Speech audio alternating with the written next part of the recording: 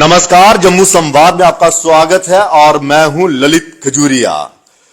जो खबर आ रही है दिल्ली से वो ये बता रही है कि जम्मू कश्मीर पर चर्चा ही नहीं हुई। पिछले कई महीनों से चर्चाओं का बाजार गर्म है राजनीतिक गलियारों में कि जम्मू कश्मीर में चुनाव हो सकते हैं, विधानसभा के चुनाव हो सकते हैं। बीएल संतोष जी यहां पर आए थे, बैठक की थी। फिर उससे पहले जम्मू के कई महान नेता, भारतीय जनता पार्टी के कद्दावर नेता, महान नेता, लोगों के दर्द को समझने वाले नेता, हर मुद्दे पर बुलंद होकर बोलने वाले नेता दिल्ली भी गए थे। लेकिन दिल्ली में जो फटकार पड़ी वो मैंने आपको बता दी। अब उसके बाद यहां पर नेशनल एग्जीक्यूटिव जो कमेटी के मेंबर्स हैं उनको बुलाया गया, जिसमें जम्मू कश्मीर के भी नेता शामिल हुए। रविंदर रैना जी हुए, कविंदर गुप्ता जी, निर्मल सिंह, डॉक्टर जितेंद्र सिंह पीएमओ साहब, और भी पूर्व मंत्री कहें हम प्रिया सेठी जी, ये सब वहां पे गए थे।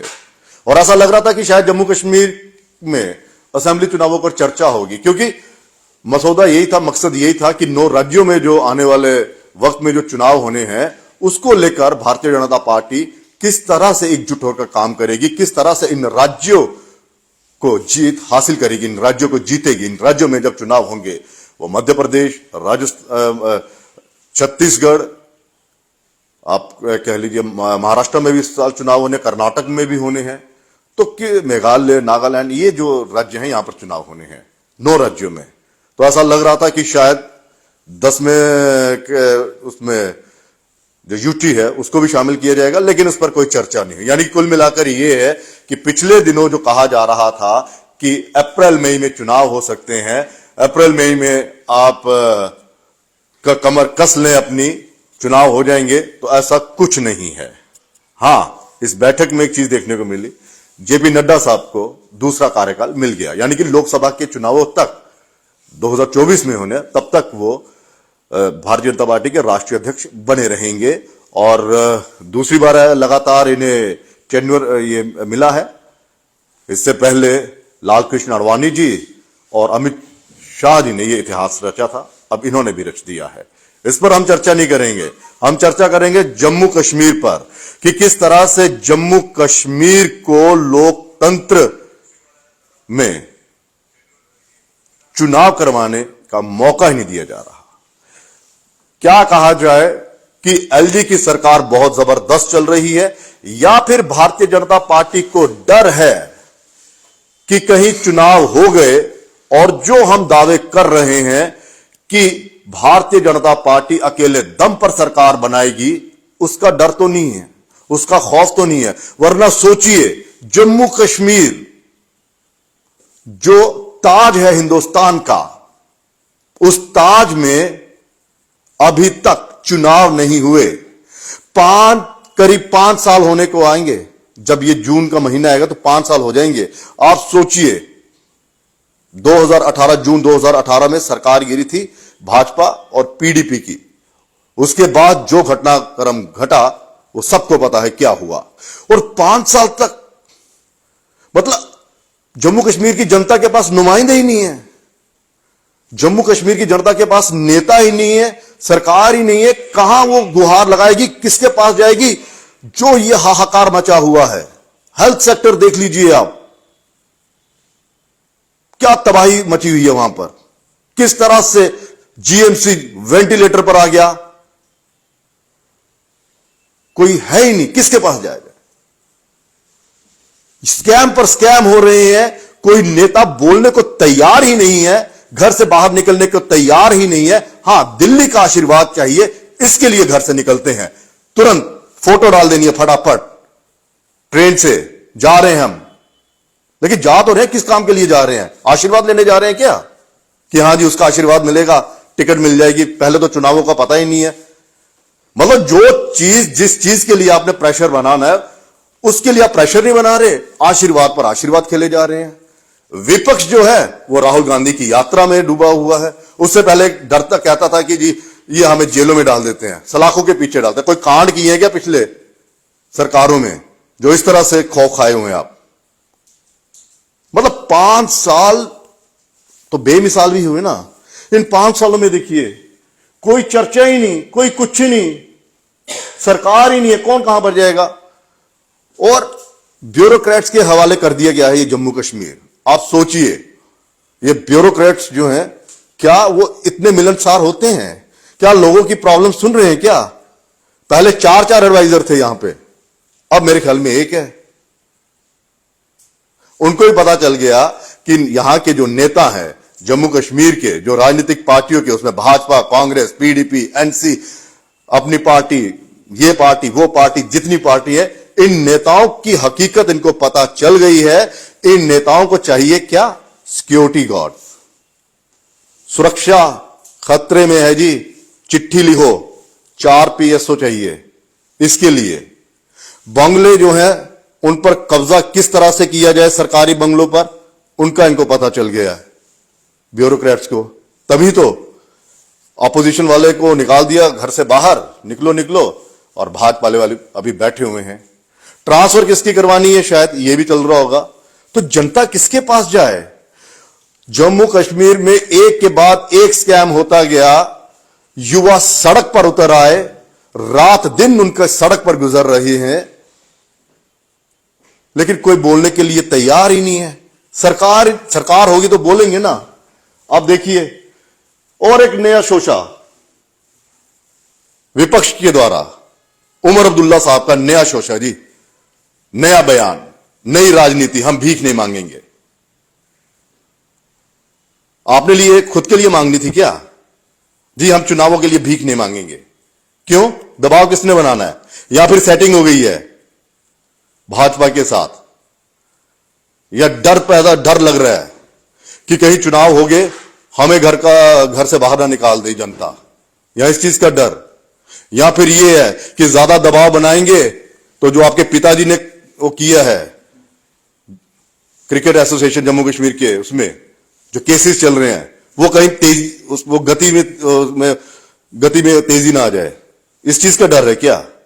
मतलब एक नई अलग सी एक परिभाषा, हम भीख नहीं मांगेंगे। जनता के लिए नेता लोग जो वो यहां पे सड़क पर उतर आते हैं, जनता के लिए मार खाते हैं, जनता के लिए जेल तक चले जाते हैं, और आप कहते हैं मैं भीख नहीं मांगूंगा।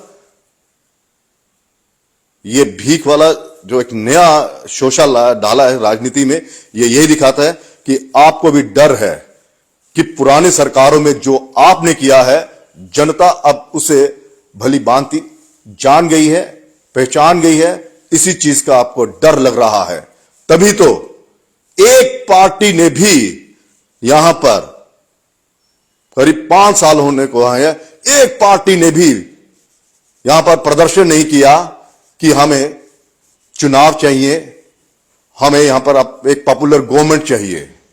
और सरकार पर भी, सरकार की मंशा पर भी सवाल उठते हैं, केंद्र सरकार की मंशा पर, इसलिए कि आप डीडीसी के चुनाव करवा सकते हैं।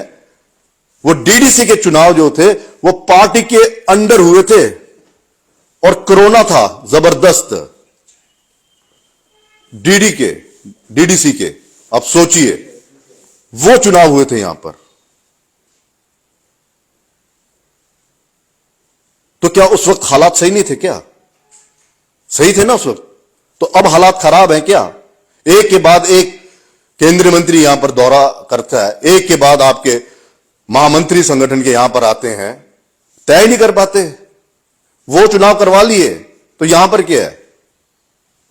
पंचायतों के चुनाव आपने करवा दिए। सुरक्षा भी मलिक साहब ने कह दिया था कि एक परिंदा पर नहीं मार सका।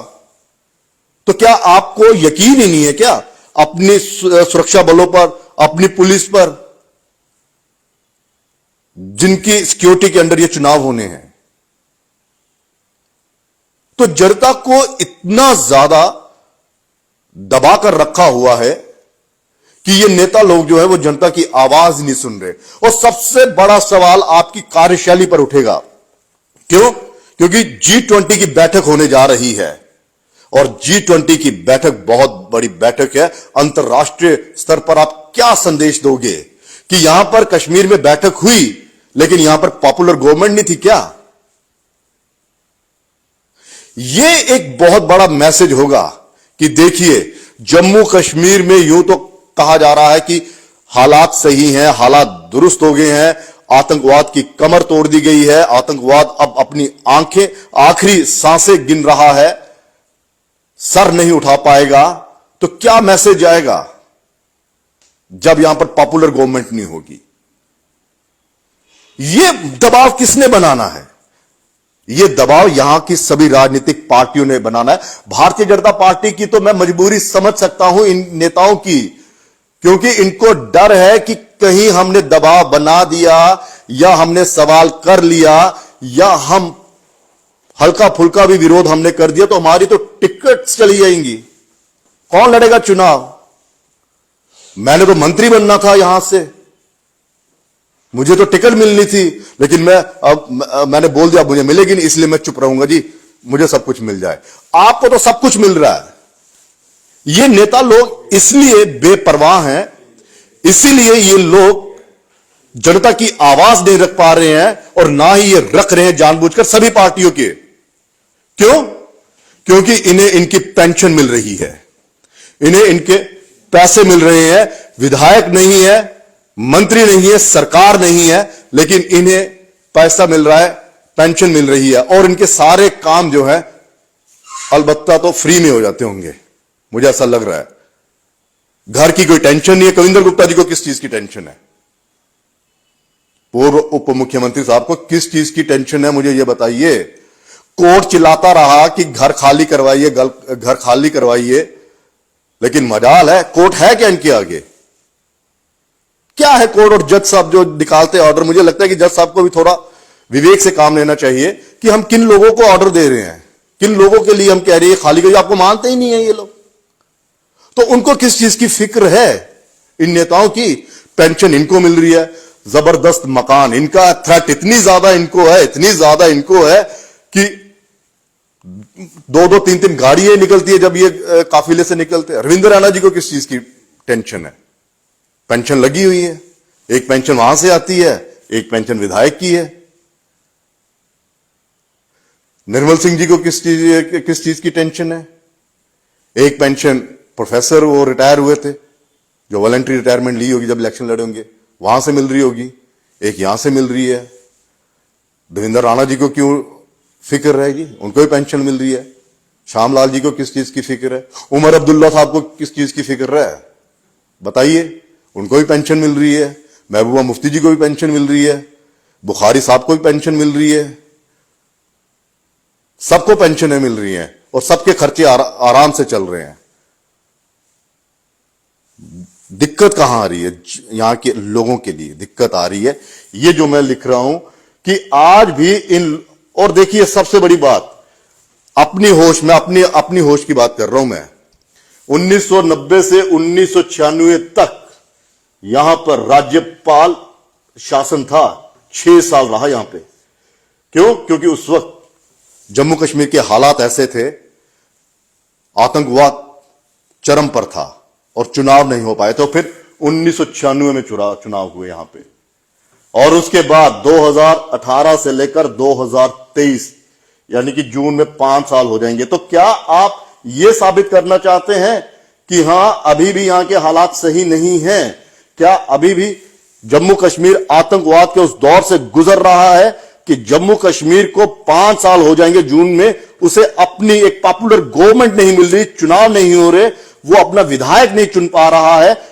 आपने स्टेट से यूटी बना दिया, लेकिन चुनावों का बिगुल यहां पे नहीं फूंका जा रहा है। तो ये 5 साल जो है वो इन 6 सालों के साथ कंपेयर करना चाहते हैं आप? ये खुद आप मैसेज दे रहे हैं। तो कब होंगे यहां पर चुनाव? सबसे बड़ा सवाल यह है। और उससे भी बड़ी एक आप कह सकते हैं, यह प्रेस्टीज का सवाल है, यह आपकी साख का सवाल है कि अगर G20 से पहले तो सरकार बन जाती है तो अंतर्राष्ट्रीय स्तर पर यह एक मैसेज आएगा कि जम्मू कश्मीर के हालात सही है और केंद्र सरकार ने यहां पर चुनाव करवाए और लोगों ने अपने द्वारा चुनी हुई यहां पर सरकार बनाई है, यह मैसेज आएगा। और अगर एसडी साहब की अध्यक्षता में यह सारी बैठक होती है और पॉपुलर गवर्नमेंट नहीं है, तो फिर आप अंतरराष्ट्रीय स्तर पर यह मैसेज दे रहे हैं कि अभी भी जम्मू कश्मीर में जो हालात हैं वो सामान्य नहीं। इसका मतलब जो फिर लोग सड़क पर उतर रहे हैं, जो कह रहे हैं आपकी भारतीय जनता पार्टी के नेता कि अभी जम्मू कश्मीर सरकार के यहां के लोकल नेता की सही नहीं है, इसीलिए ट्रांसफर फटाफट की जाए जो कश्मीर में लगे हुए हैं, तो फिर केंद्र की उस जो केंद्र बयान दे रहा है बार बार केंद्रीय मंत्री, तो फिर आप ही के बयानों पर तो सबसे बड़े सवाल उठते हैं कि आप गुमराह कर रहे हैं क्या जम्मू कश्मीर की आवाम को।